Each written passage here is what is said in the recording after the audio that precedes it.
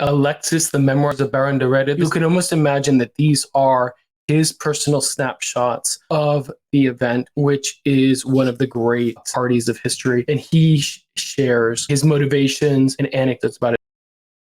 I'm so excited to share with you today Alexis, the Memoirs of Baron de Redé. This is the autobiography edited by Hugo Vickers of Alexis Baron de Redé.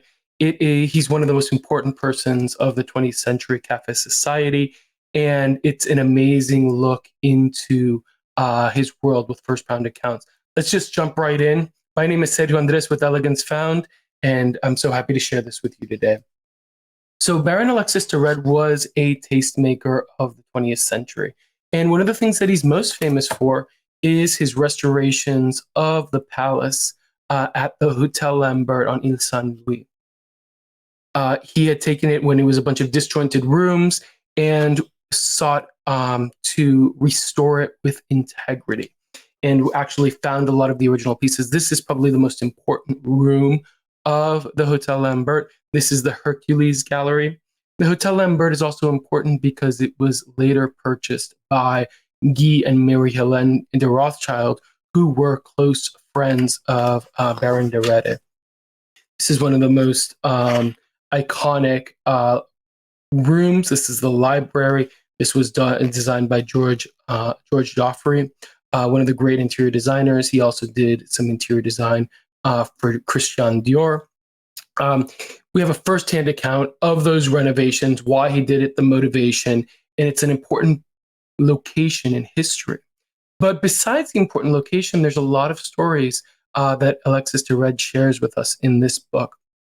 And one of them is his relationship with Arturo Lopez-Willshaw, who was a wealthy South American who was a big name in society in Paris in the 20th century, and really kind of sponsored Baron Alexis de Redé with money. Alexis de Redé ended up making a lot of money on his own, but Arturo Lopez-Willshaw and his house in Noailles are very well known in the taste maker community. But the other real highlight of this book is our Alexis Baron de Redé's first-hand accounts of many of the grand balls of the 20th century. The party of parties that started off all was the Bestegui Ball. This is Carlos de Bestegui, who he calls Charlie, and apparently that's what his friends called him. Alexis de Redé was at a lot of these parties. Here you have Diana Cooper as Cleopatra at that, Cecil Beaton.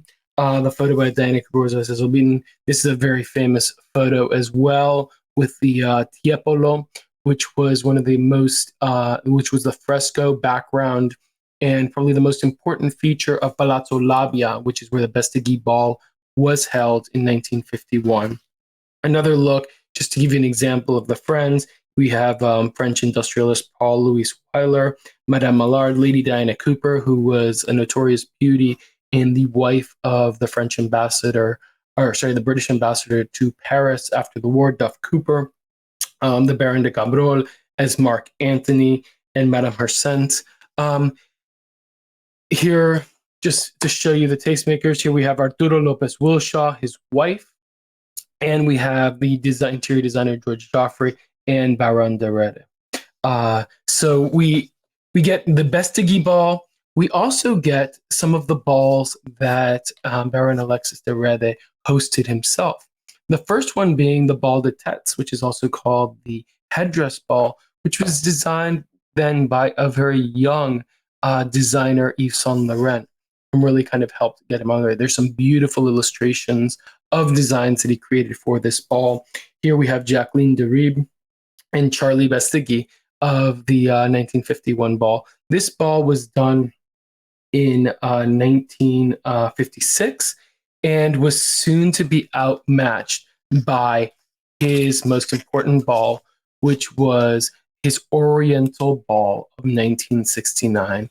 Here you see life-size white papier-mâché elephants designed by Valerian Rebar for this party. It was an Orientalist fantasy. Here we have slaves that are half dressed, and these are watercolors by Alexandra Serebrikov, which Alexis had commissioned. Here you have the Oriental Cabaret. Here you have him dressed as a Mughal prince with his guests, Guy de Rothschild, Marie-Hélène. Beautiful paintings done by Alexander Serebryakov commemorating each one of the costumes. Serge Liffard, the famous dancer, Madame Vincente Minnelli, Madame Arturo Lopez-Willshaw, Jacqueline Deribes again, Salvador Dali here and his attendants. You have here another piece with Hector Pascual's Automodern musicians. Just a glorious scene here. It was a really incredible bar. You had some beauties, Brigitte Bardot and Odile Rubirosa, the widow of Porfirio Rubirosa. And the last couple of balls that you have as first-hand reflections are of Marie-Hélène de Rothschild, who was one of Baron Alexis de Redé's best friends and somebody that wasn't necessarily in the public eye. And that's why these memories are so important, because they give us this first-hand recollections of these important tastemakers of history. This was the Proust ball that she did in 1971, which was soon outdone in 1972 by the Surrealist Ball. Here you have Marie-Hélène. This is the costume that Baron Alexis de Redé put, which is now in the Dali Museum in Figueras. And you see just how fantastic it is.